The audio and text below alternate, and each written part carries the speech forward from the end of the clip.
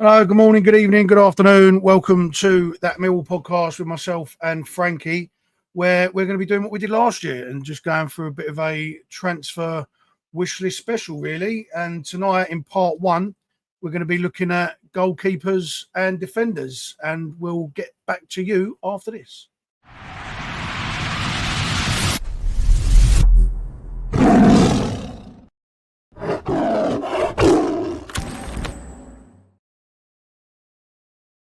Evening, Frankie. How you doing, mate? You all right? Yeah, not too bad, mate. Not too bad. So we did the wish list last year. You did? How many of them played out to us, or how many of them went on to greener pastures? Do you remember? None of them joined us. I think we did Asgard, who joined Luton. Yeah, we was quite linked with Asgard as well, wasn't we? We was, yeah. I think that might be the only one we even mentioned, you know? Think so, yeah. I think Poku had some interest as well in the Championship. He's making the move to Rangers, as so it seems like. This time around, though, we have got some openings in some various positions. We have also got some money to spend by all accounts, and we look like we're going to attack the window with a bit of force, mate, because we've got some players that have left us, some players still out of contract, negotiating. We've got some youth players that could go, and we've got some players that may be on the sort of the outward trajectory. How do you see things looking? It's certainly a bit more exciting, isn't it? As you said, bit of money. It's funny because when I was doing my list, there's players that are worth like 3.5 million. And suddenly that seems realistic. You think, fucking hell. Great. Last time we were looking at League One players, weren't we? And we've gone up in the world a little bit in the last 6 months, haven't we? Yeah, no, I agree. And I did the same. I kind of looked at some players that I thought they probably wouldn't have been in reach in years past. But now I look at, with the trajectory of the club, what we want to do, how we finished last season and the needs. And like you said, a bit of money, why not be a bit adventurous? So I've gone with a couple of players that might be a bit too adventurous. I've gone with some that are really good fits. I'm sure you have the same. And this is part one. We're going to do keepers and defenders. So if we start off with keepers then. You've got an interesting keeper here, Frankie. Yeah. And you picked up Josh Kelly. Yeah, so Kelly. At Tottenham at the minute, he's a Tottenham player who's on loan at Leyton Orient last year, who fell just short of the Championship, did much, much better than I think anyone really expected. And Josh is a large part of that. Straight off the bat, he's probably not someone we're looking to buy. 22 years old. His value is probably way above what we'd be looking to spend for a keeper. Obviously, bearing in mind the Jensen situation, we don't really know when he'll be returning. Yeah. But looking at someone that could deputise in his absence, just go through some of the stats. In League One last year, he was third in save percentage, sixth in the league for saves per 90, fourth in the league for clean sheets, with 16 in total. I mean, for 22 years old, that's really good. And that was his first actual loan in the Football League. He went on loan somewhere else before at non-league level, so he's only really going to improve. And you think to yourself, is he someone that could actually compete and push Jensen on? I think he probably could. It would be someone that I'd be definitely keen on getting. Yeah, I'll tend to agree. And when you sent me him over, I had a little look at him, and he does fit the bill. He's a little bit shorter than Jensen, but he's still quite a large keeper by respects. You look at some of the metrics in that image there, that is a comparison from Josh to Jensen, both right-footed goalkeepers. His contract runs out in 2027. Jensen's market value is high, but we don't trust that. It's the transfer market. It's just what they say. They have it at the moment.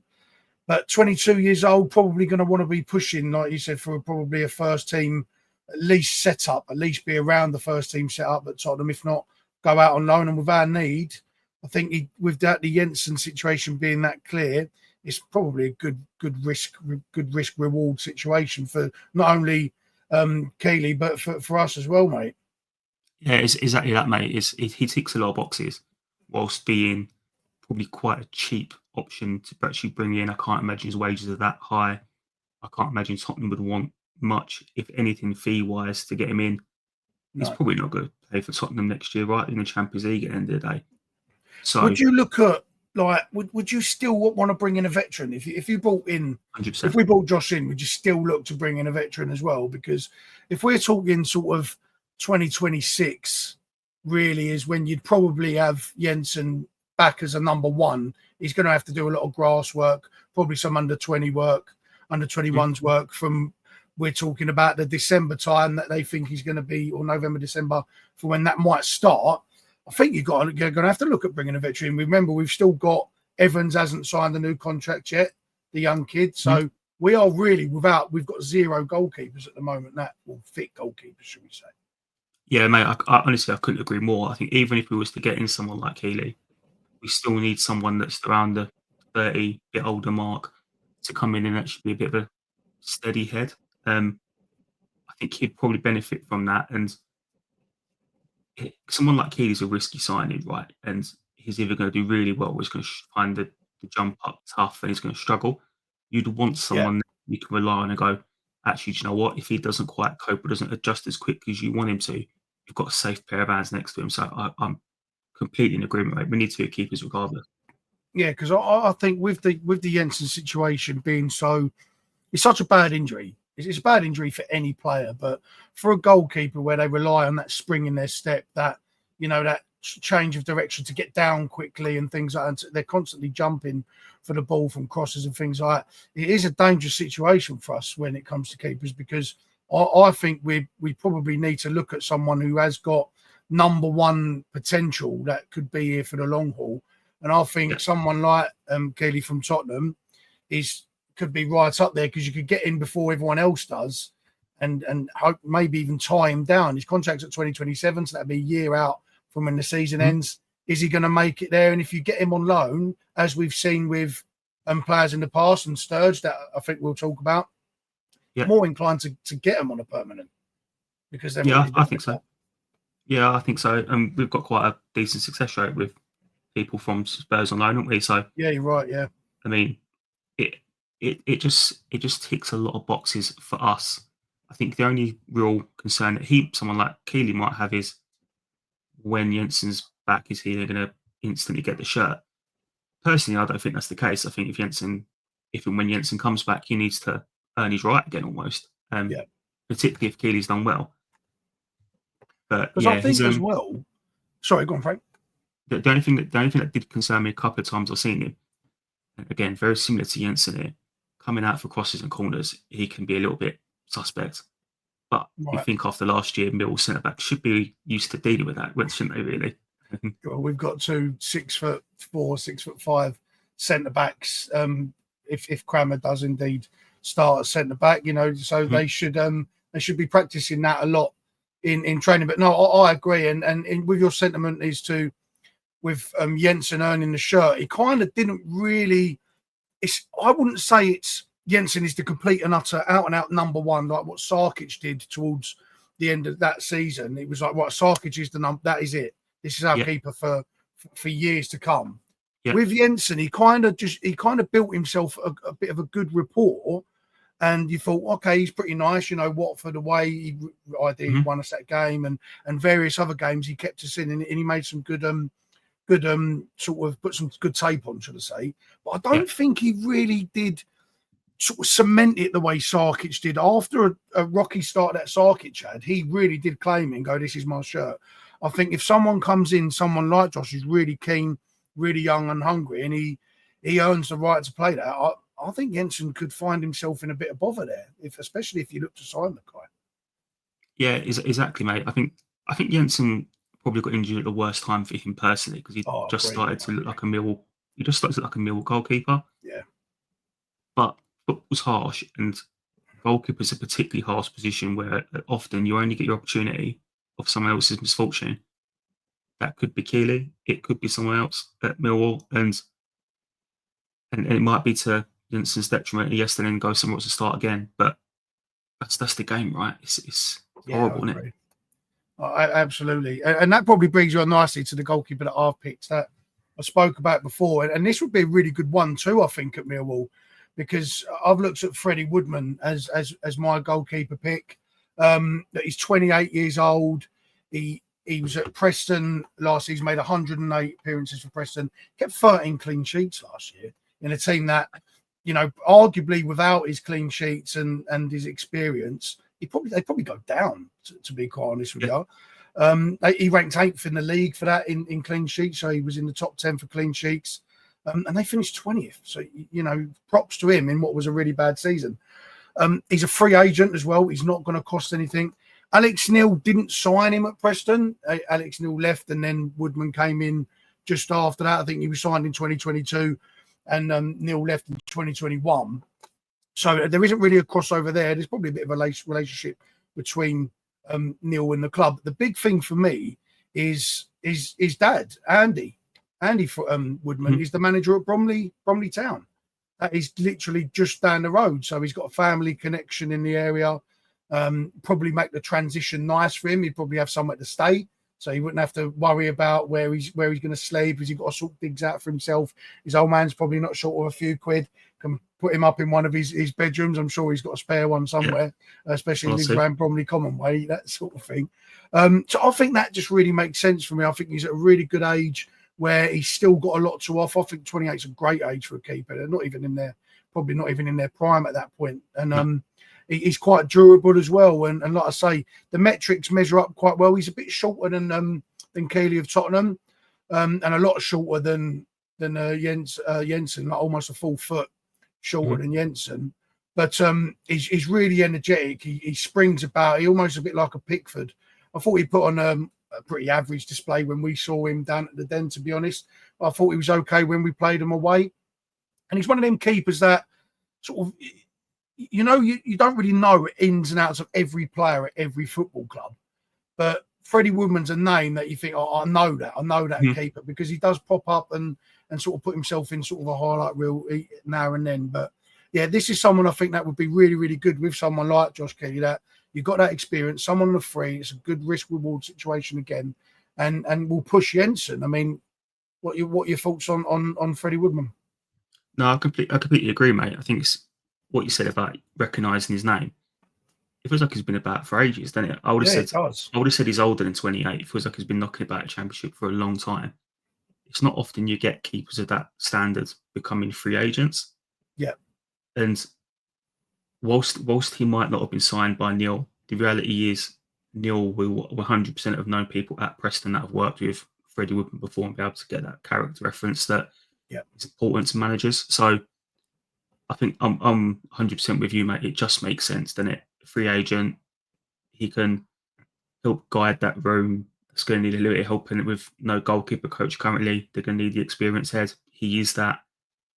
And you'd have no reservations about him coming up being a number one between now and November whatsoever. Absolutely.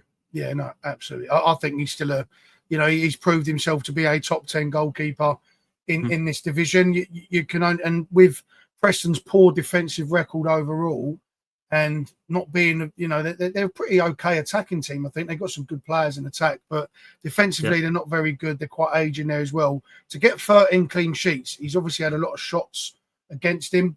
He is constantly under a barrage. We've been quite lucky where we've been very good defensively. I don't think Jensen has been exposed too much because of Tanganga, Cooper, and Casper Denore, Leonard, them types of people that clear up in front of him. I think you put someone like Freddy Woodman, who has proved himself to be a top 10 keeper, with his clean sheets, with his experience, with our back line and our defensive structure, how good we are defensively, he could propel himself even further. And what a good situation to get someone on a free like that at still 28. That is someone that you could recycle in the future as well. If Evan Signs comes good or Jensen beats him out, that's a person that isn't going to want to lose a number one jersey. If he does, then he's going to want to leave the club, and then you can get quids in on it. Even if you sold him for 500k to $1 million, it's all profit at the end of the day for someone like Freddy Woodman. And just with his ties to his dad and the area, being a free agent, us having a massive need and having mass experience, like you said, you don't find these players on the market, especially at championship level with championship experience. I just think the fit just makes so much sense. I'd actually probably go out on a limb and say I'd be pretty shocked if we didn't sign Freddy Woodman. He's got to have been at least in the top three for the club to look at, considering the status and his overall experience. I agree. I think the only thing that might stop us signing him is if he was to potentially go somewhere that's maybe got more pull or can offer him more in wages. I mean, if he would, I'm not going to claim to be an expert some of these clubs. But you look at someone like Southampton, you'd imagine Ramsey or Ramsdale will be leaving. Yeah. Would they look at someone like him on a free? Potentially. Yeah, I think you would. We wouldn't get him over Southampton. But if there's a deal to be done, it just ticks so many boxes for nothing. Yeah, and I think this is a deal that I'd probably look. I mean, I'm quite shocked that, we've seen the Sturge news. We've seen like there's one or two other snippets of potential interest. Haven't seen much at all. And with the dying need that it was, I mean, I'd argue the need is even worse this year than it was last year. God rest Matty. But we still had goalkeepers on the books. We still had goalkeeping coach. We still had a structure in place. Yeah. What happened absolutely rocked the club and rocked our transfer plans, no doubt. That's the benefit this time around, that this is known. We've known that we're going to have to be in the market. But the fact that we just don't have anybody, we should be really, this should be quite a heavy focus. We should look to get this done pretty ASAP, really. Yeah, I'd be concerned if this isn't done in the next couple of weeks, if I'm being honest. And not just Woodman, just anybody, just a body. Yeah, just a goalkeeper. I mean, we're going pre-season games, not that far away. And at the minute, we've got no one in goal. Yeah, so I mean, at the minute, what we're doing rush goal league, you know what I mean? Someone's got to go in there. No, so, I agree. It is quite worrying. It is quite worrying because there could be a couple of things that play into that. You could look at not having a goalkeeper coach. How much influence does a goalkeeper coach have? I think they probably do have a fair amount of influence. So you do want them to probably handpick their guy, as Marshall did. Marshall picked Roberts and Jensen. That was very well documented. So you'd like to think that, I think they'll fall in a bit of a domino effect. The candidates would probably know the goalkeepers that they want. They would have probably gone through that in their interviewing process. So I'd like to think that once one falls, the other ones will fall very, very quickly. You'd like to think so, and it's either going to come in with a goalkeeping coach, or it's going to be someone Alex Neil probably knows, if you're being realistic. I think he'll probably fall into one of them boxes.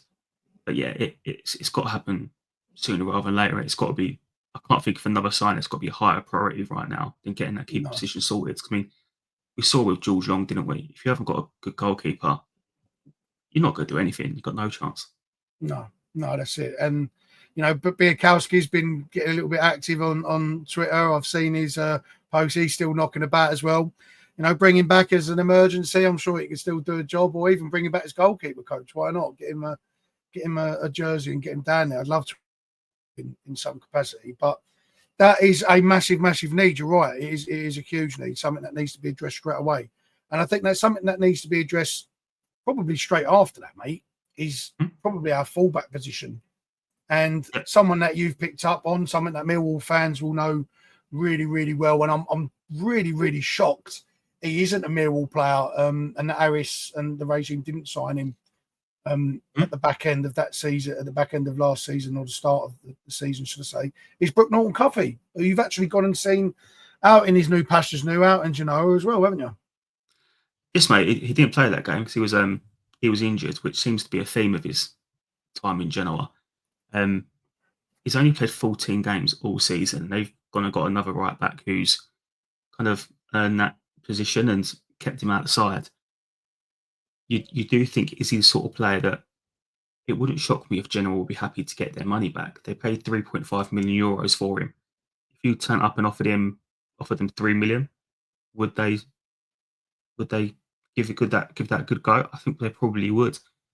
He's probably not had the impact that he was after when he made that move. Yeah. But we know firsthand what he would bring. I think the reason I went for Brook Norton-Cuffy, I think we've had this conversation a few times about Kramer. Kramer should probably be on about 4 goals and 4 assists. The amount of space and time and opportunity he's had in this system to go and impact games. Being a centre-back, he's not been able to do it. That's nothing against him. But you do think to yourself, if you had Norton-Cuffy out there, he would give us so much width that would then allow the likes of Aziz, Nedley to come inside, join attacks. And I mean, could you imagine him crossing the ball to the likes of Ivanovic? Yeah. It'll just be such a threat, particularly going forward. And I think that's where we're lacking massively at the minute. So that's why I went for Cuffy. Currently playing for England 21s in the Euros, so keep himself fit. He's clearly fit now. Yeah, it just makes a lot of sense, right?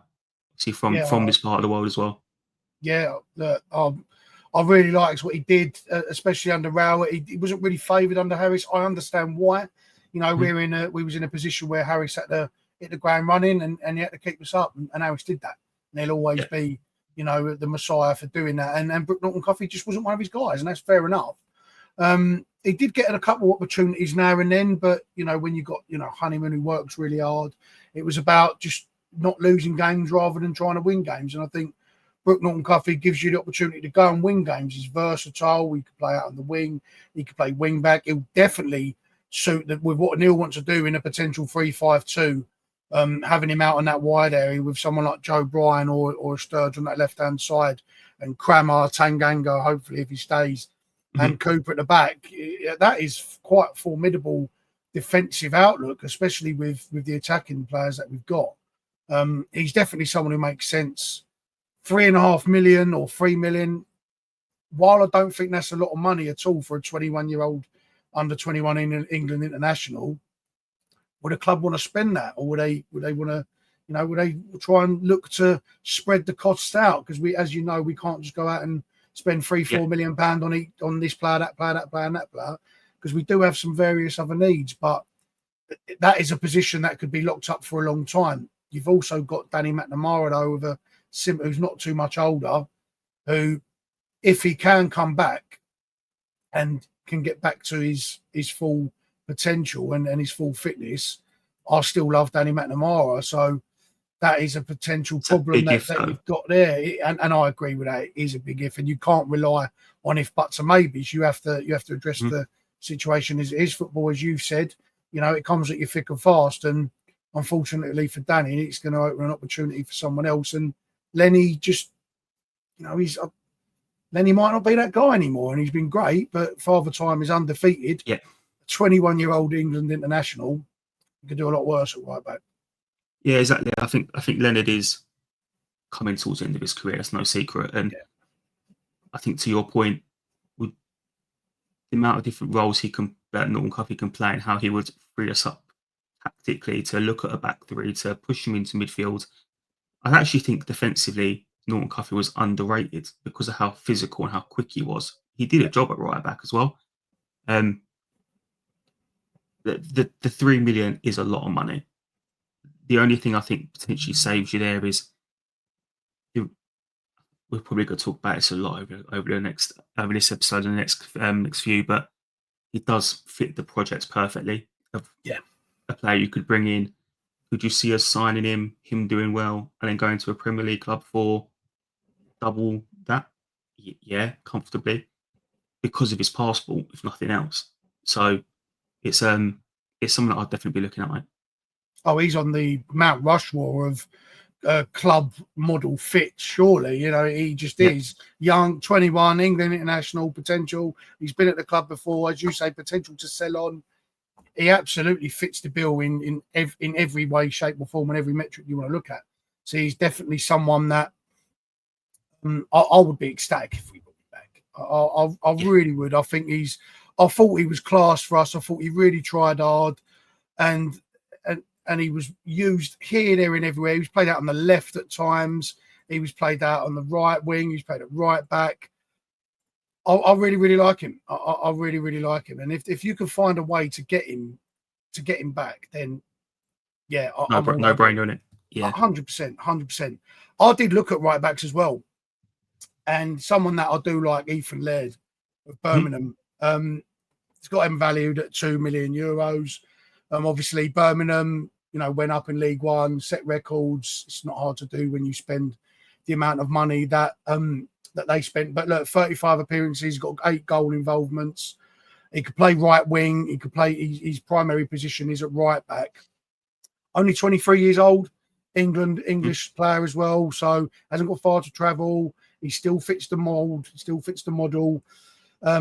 his attacking flair is something that stands out to me. When I was picking these players and I was looking for players that fit, his attacking intent stood out. He kind of had a little bit of Brook Norton-Cuffy, but with a bit more physicality to his game.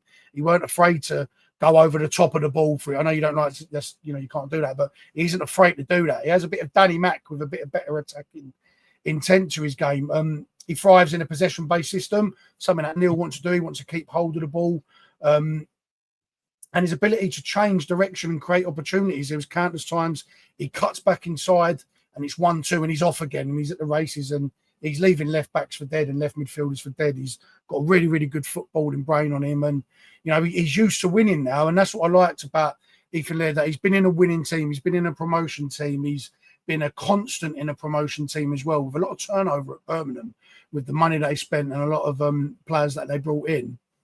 He was someone that really stood out to me. And I think he'd fit in well with his aggressive nature. I think he'd get the fans on the side. And I really, really like him. And I think he fits the mould really, really well. 23 years old, I think that's a really nice age, 23, because you're kind of not at your prime yet, but you've been good enough for people to see that you're probably going to do all right. You know, you're not leaving it up to chance. So, yeah, I really like it. How much that will cost? You know, Birmingham aren't short of a few quid. I don't think they need to sell, but they could look to PSR rules change different from League One to the Championship.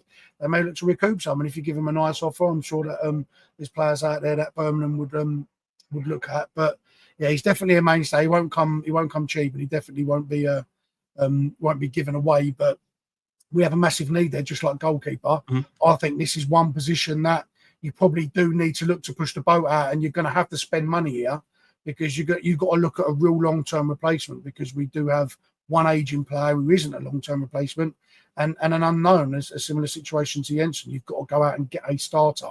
And if Danny Mack gets fit again and fights for his place, brilliant. But if he doesn't, you've already locked it up. When he left Man United, he had a loan spell at QPR just beforehand. Yeah. And he then got let go by Man United. And before Birmingham signed him, for me, he was somebody sitting there going, that's an absolute shoo-in. Go and get him. Yeah. He's perfect out there. I actually think whenever I've seen him, he feels a lot more polished than Brook Norton-Cuffy. Yeah, I agree. On the ball, he's just quite assured, isn't he? Doesn't seem to make many mistakes, and he is rapid. Yeah. Again, there's a lot of positives there. Whether Birmingham would want to sell, but Birmingham might sit there and go, actually, with the money they've got, could they actually upgrade that position? They probably could. Potentially. So, if he'd probably be a harder deal to get done, I'd imagine. But if there's a deal to be done, we've got to be in a conversation because he is quality. Yeah, I agree. And I don't think, I think he wouldn't be short of suitors either. I don't think we'd be the first team at the table.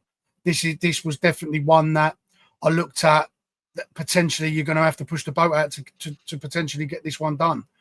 Because he is a quality player, and he has worked really, really hard to stay in that team. That's a team that's like a Man City. They was like the Man City of League One. You've got all of this turnover, and he was there and was a mainstay through it. And I just thought, but if you're going to have to make a splash in a position, I think you do have to look at either the keeper position and the right back position as well, because they are a position of maximum need. There is another defender that I did look at as well, a centre half. You'd have to remind me of your other centre half so I can get the graphic up. But I looked at this centre back, and this was another one that I thought we need to push the boat out a little bit. There is a slight uncertainty around, obviously, the Tanganga situation. We do have an issue at right back, so Kramer is going to be obviously utilised as a primary right back until we get that situation sorted. I think we needed another sure centre half. And, you know, we've got Grant to come back from Bromley. But while we've got money to spend, this was one that I looked at and thought, sod it, I'm just going to go after it. Why not? I looked at who fits the mould, and also looked at the relationship we have with Middlesbrough. They're going to be under new management. This is a young centre half, Rav Vandenberg. He's only 20 years old. He'll be 21 time the season rolls around. Made 27 appearances. Very versatile, pretty much like Cranmer is now. Can play left centre back, right centre back, can play right back. He's of a really good height. He's very, very physical, and he's dominant in the air in both boxes. He's slightly taller than Tanganga, shorter than Cooper and Cranmer, and I kind of like that. Yeah, exactly. But I kind of like that because I do look at Tanganga a little bit and think if he wasn't so fucking good, he would be exposed so much because he is probably on the shorter half of centre halves. And I think Cranmer and Cooper, I love the pair of them to death, are probably a little bit too tall in some incidences if they're one-on-one and so. And I just thought he fit really nicely in the middle of both. He's, for someone who's only 20 years old and for the appearances he's made, the biggest report that I see come out of him when I was looking at scouting reports and things like that was he is a ready-made leader. Like his maturity and his leadership qualities and just how prepared and sort of how in control of his emotions and in control of what he does on the pitch was. Every report I read spoke about that. Everything mentioned leadership. And I think while we're a club that is probably a bit short on leadership experience, leadership nowadays doesn't always come in the form of 450 appearances and being 35 years old. It doesn't happen now. You know, people are peaking at younger ages and it gets younger and younger, starting 11s. And I think it's quite hard to find that. And for being 20 and having that kind of scam report, I was quite taken back by reading that they was just so on about his leadership. And it wasn't like one or two. And you read most people say, oh, he's a good leader. It was everybody, everything I read. I think I read about 20, 30 articles, all saying the same thing. Middlesbrough reporters from the Netherlands that had seen him in youth sub saying this is a future captain of the international team. Looks a bit pricey at €4.5 million. That transfer market, having read that, we don't obviously know how accurate that is. But in terms of fitting the model, the relationship we have with Middlesbrough, they're going to be under new management as well. Looks like it's going to be Rob Edwards. I think Rob Edwards would lap this kid up. I really do. So this is something that probably concerns me with someone like Rob Edwards, who likes to play that sort of 3-5-2 formation or 3-4-1-2 formation that he liked to deploy at Luton. I think he's someone who's going to fit right into that and a potential future captain for him. Yeah, he's a player that every single time I've watched him, he just looks so good on the ball. Yeah, like, he always stands out, which is a surprise to no one being Dutch, right? They're all good on the ball. It's part of education. But when you do watch him, you do think to yourself, he doesn't play football like a 20-year-old in a foreign league. He plays football like he's been doing this all his life in the Championship. Yeah, and I like that. You can see just how assured he is. I think that 4.5 million, if anything, is low. Yeah. I think you might be looking at even more, but it wouldn't shock me at all this year if Millwall went out and spent £5-6 million on a player and shocked us all if it's the right player. And I actually do think that a centre back that you could potentially have for the next 12 years, if all goes well, or sell on for 20-30 million, surely that's where you've got to invest it, right? Yeah, I agree. And I think it's a bit of a low-key important need, in my opinion, because even with Cranmer coming in and with Tanganga Cooper, we're still saying we still need another centre-half. We still need another quality centre-half. One, to give us versatility in formations that we want to play, because I do see Cranmer as a central defender because he is like a John Stones. You can step up into centre midfield and you can really be dynamic in your formations in-game with someone like Cranmer and someone like Brooke Norton-Cuffy. You can change it up in-game without making any substitutions. Cause teams absolute mayhem with your tactical changes. And I just think Van den Berg gives you that as well. He left centre-back, right centre-back, right back. Just look for that leadership. We've got to start looking at as well. We're going to look at the model, and the model's great from the club. But at some point, the model's going to fill the club, and you're going to have no one of age left, for instance. And then you're looking around going, one of these has got to be a leader, and they're playing rock, paper, scissors for the captain's armband.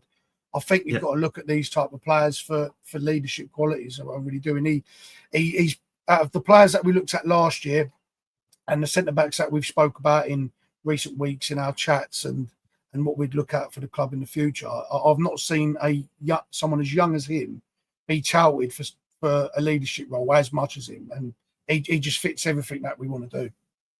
And I'd love it to happen. I don't think he will. It cost a pretty penny, and I think he suits Edwards down to the ground. They'd absolutely he'd absolutely lap him up. He really would. But you looked at another versatile centre half. This was a late comer who does also fit the mould as well, Dominic Perpich. Yeah, do you know what, mate? You could pretty much just say exactly what you said about Vandenberg and recycle it. So, 21 years old, 30 appearances in Croatia last year, plays for Hajduk Split, sorry, I butchered that pronunciation. Again, he's around the 6'2" mark, so a little bit taller than Tanganga, but smaller than Cooper. The main reason that he stood out for me is one, he's left-footed, and I do think that with Harding, potentially Leonard that can go out to the right side, centre back, Kramer, Jaff at the minute. Obviously, that situation is still a bit up in the air.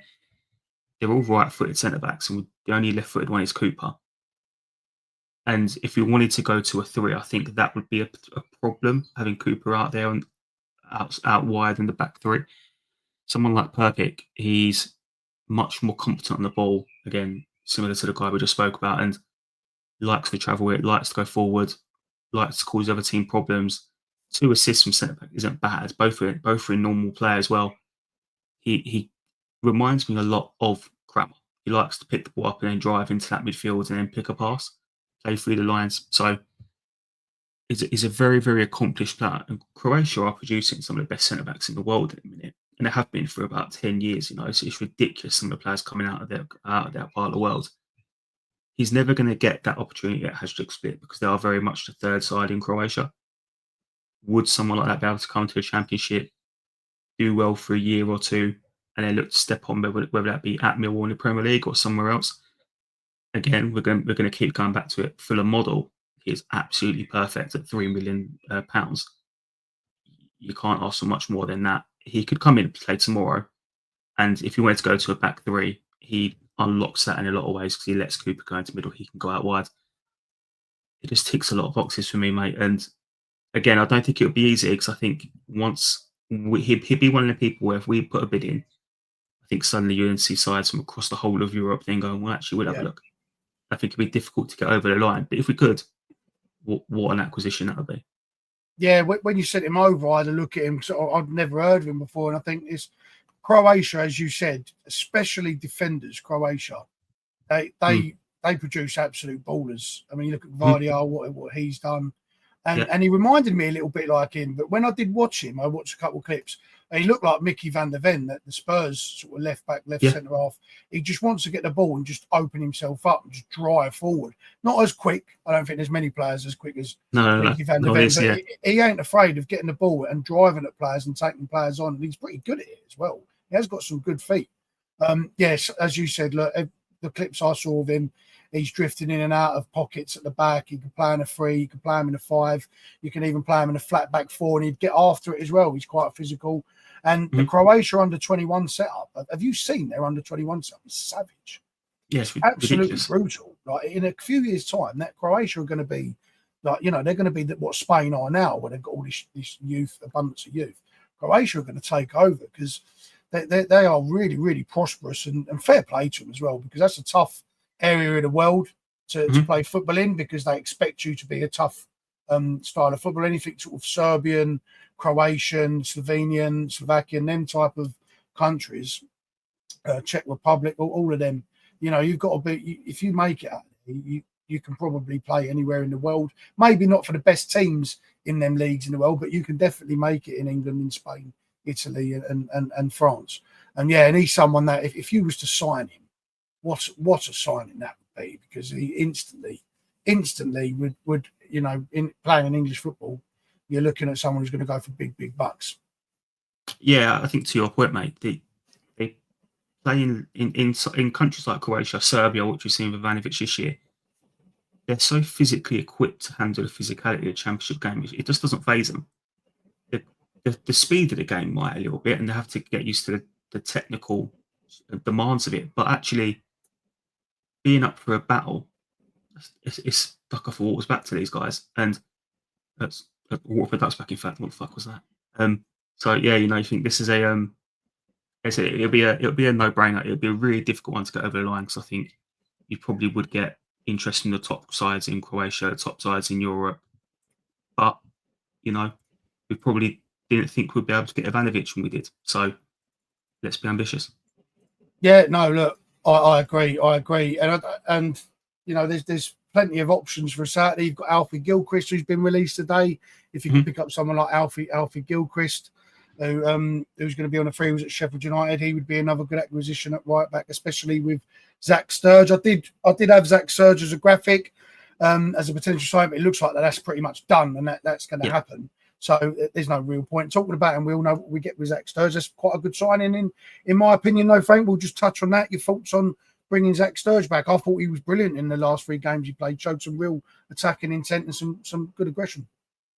Yeah, he surprised me how good he was, if I'm being completely honest. I thought he might struggle. He didn't exactly get a glowing report from his loan at Peterborough. Yeah.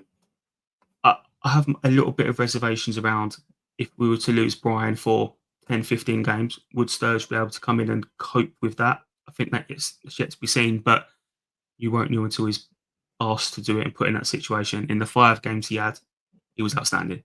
Yeah, so I think so. Free agent, he knows the dressing room. Alex Neil's seen him. Why not? Yeah, no, I agree, and that's that, mate. That's what we've got for goalkeepers and defenders. Pretty good list. Look, there's some players there that are a little bit ambitious, still fit the model and sort of players that we're looking for.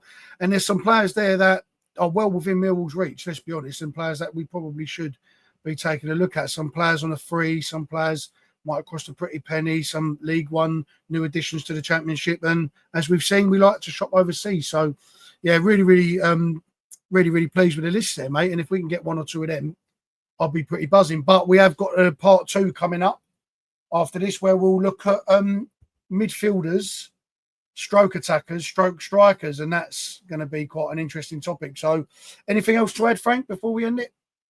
No, enough for me, mate. Make sure you tune in next week for the next episode. Just the forward players always the sexy ones, right? Let's be honest, the goals. That's what we want to talk about. Yeah, we have a lot more to talk about with that. But yeah, that's been part 1, Goalkeepers and Defenders. Be sure to like, share and subscribe.